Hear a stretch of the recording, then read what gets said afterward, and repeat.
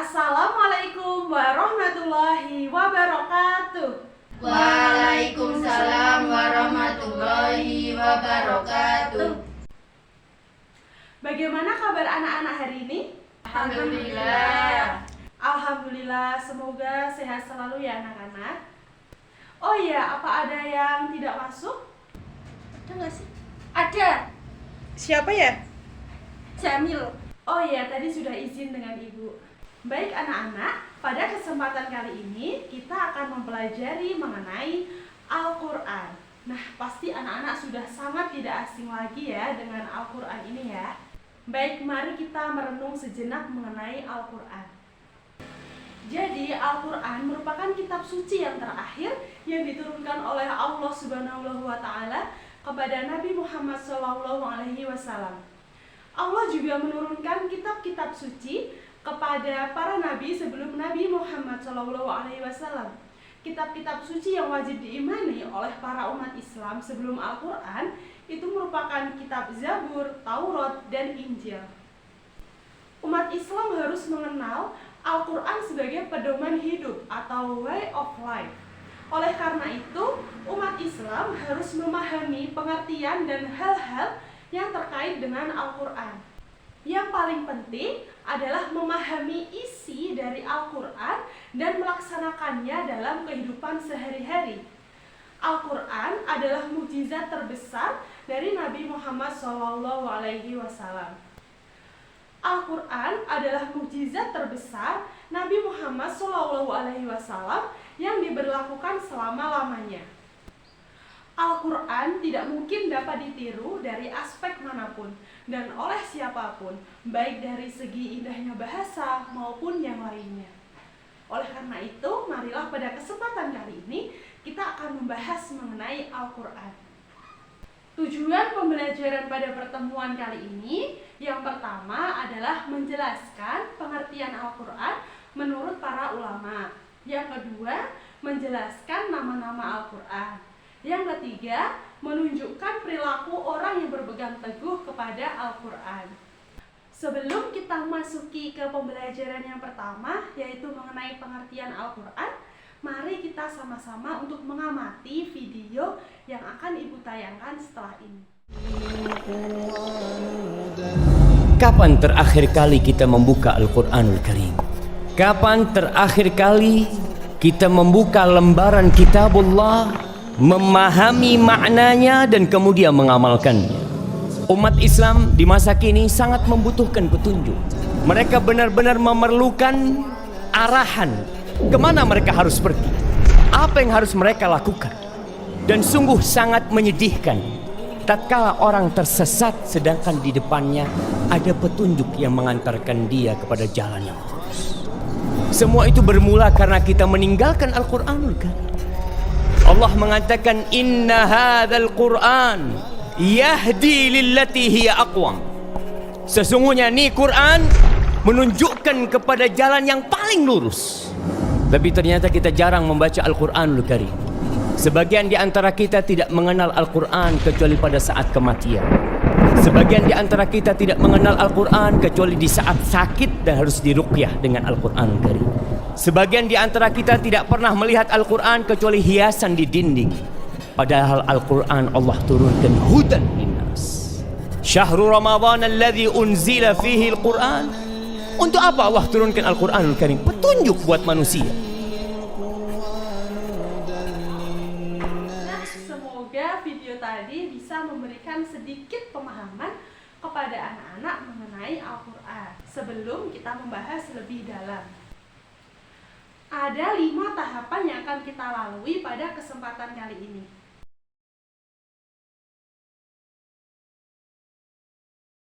Yang pertama adalah mengenai pengertian Al-Quran.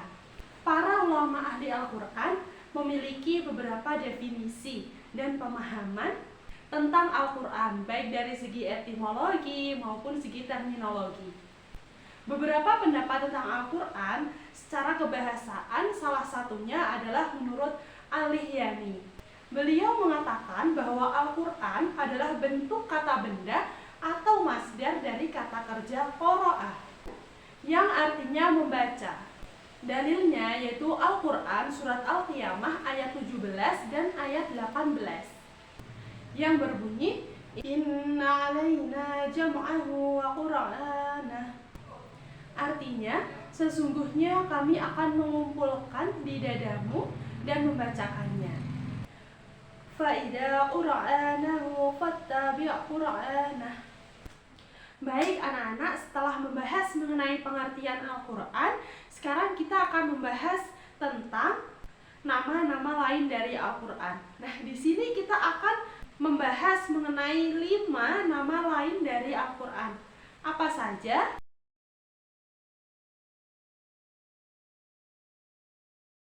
Yang pertama ada Al-Quran.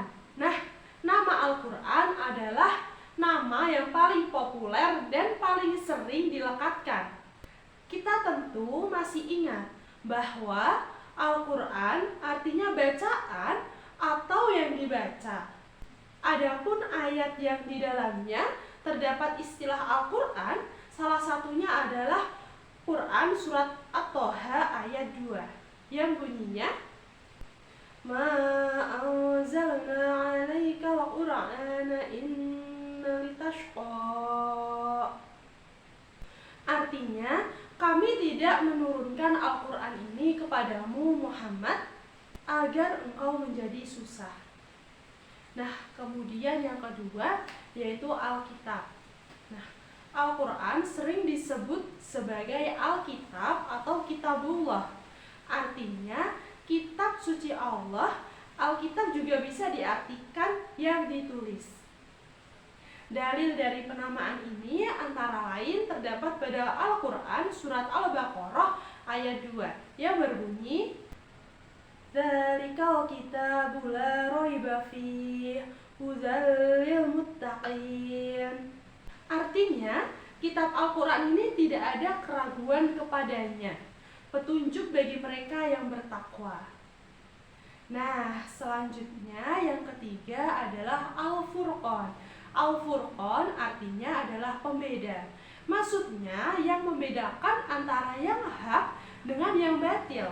Nah, penyebutan Al-Furqan ini terdapat dalam surat Al-Furqan ayat 1 yang bunyinya Tabarakalladzi nazzala al-Furqana 'ala 'abdihi liyakuna lil 'alamina nadhira. Artinya, Maha Suci Allah yang telah menurunkan Furqan atau Al-Quran kepada hambanya Muhammad agar dia menjadi pemberi peringatan kepada seluruh jin dan manusia. Yang keempat adalah Az-Zikr. Az-Zikr artinya pemberi peringatan.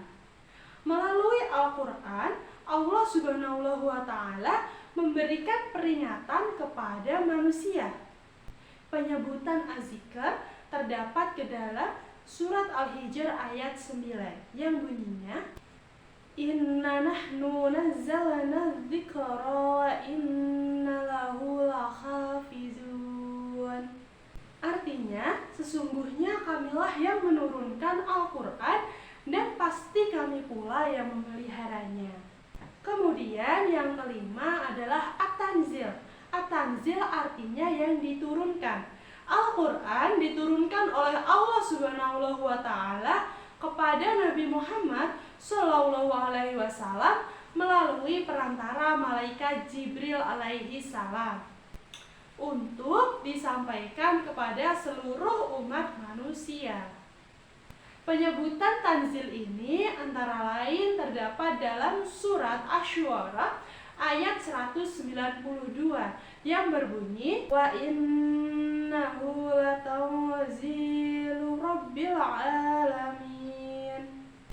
Artinya, sesungguhnya Al-Quran ini benar-benar diturunkan oleh Tuhan seluruh semesta alam. Sedangkan nama-nama lain yang jumlahnya sangat banyak itu merupakan keterangan sifat, fungsi, atau indikator dari Al-Quran. Nah, itu tadi 5 penjelasan mengenai nama-nama lain dari Al-Quran. Selanjutnya, silahkan anak-anak untuk berdiskusi dengan temannya tentang menganalisis perilaku orang-orang yang memahami Al-Quran. Anak-anak pasti sudah sedikit paham ya dari penjelasan ibu sebelumnya. Nah, kalau begitu silahkan untuk berdiskusi.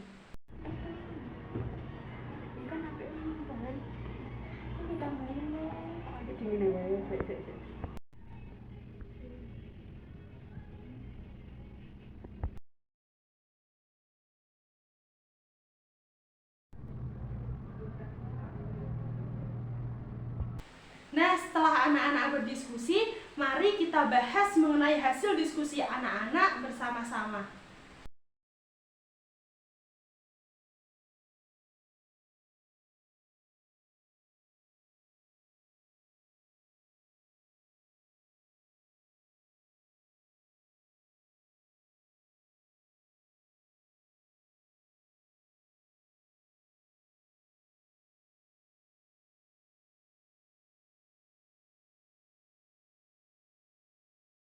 Nah, tidak terasa ya anak-anak, kita sudah berada di ujung pembelajaran.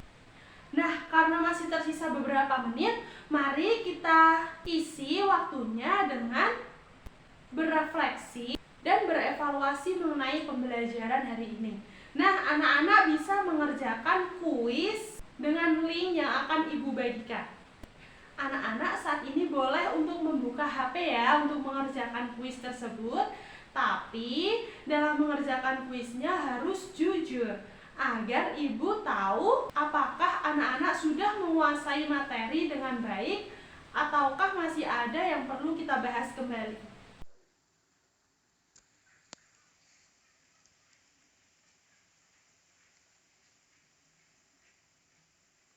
Baik, akan kita mulai. Soal yang pertama. Benar atau salah? Al-Quran adalah firman Allah yang berbahasa Arab yang diturunkan pada Nabi Muhammad untuk dipahami isinya dan selalu diingat.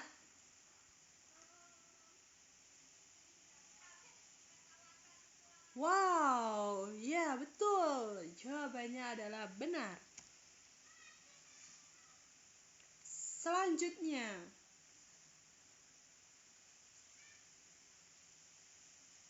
soal yang kedua, kuis di bawah ini adalah nama-nama lain Al-Quran yang benar, kecuali At-Tanzil, Al-Kitab, Az-Zikr, Al-Muhaimin.